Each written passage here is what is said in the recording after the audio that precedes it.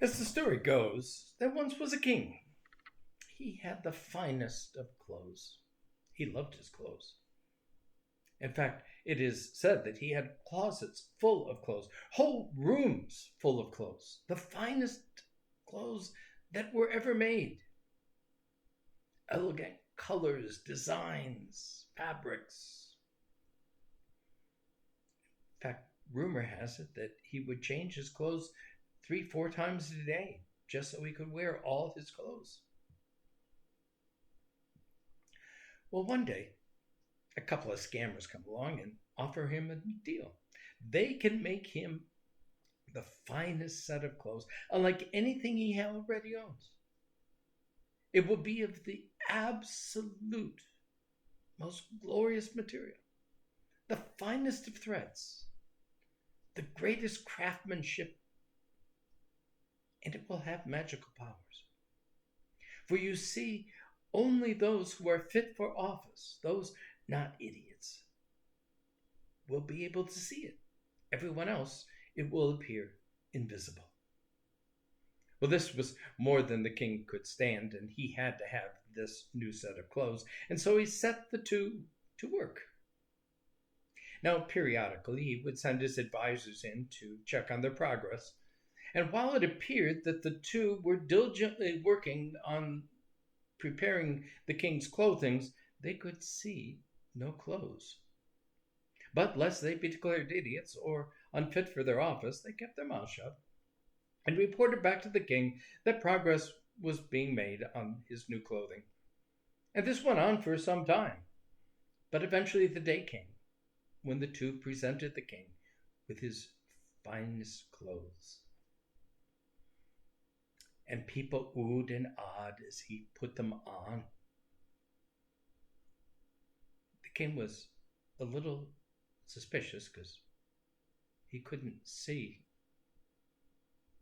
the new clothes, but lest he be declared an idiot or unfit for office, he just kept his mouth shut and let them ooh and ah. And out the door he went in a grand parade to show off his new clothes to his people.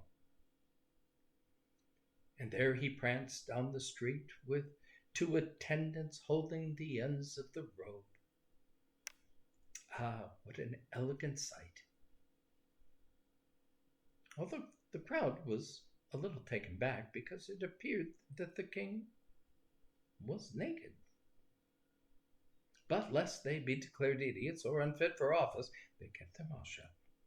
That is all except one little boy who declared quite openly, not all that quietly, "The king has no clothes on." Well, this sent a ripple through the crowd. But lest they be declared idiots or unfit for office, they kept their mouths shut. And the king pranced even higher, and the attendants held his robes even higher, lest they too be declared idiots and unfit for their office. Ah, the voice of innocence. It is that voice that echoes in the halls of Pilate as Jesus stands before him as one condemned to die. The voice of innocence. Are you the king? You say that I am. Nothing more dangerous than one who is prepared to die for the sake of his people. Jesus exposes the impotence of human power, of petty puppet kings and rulers.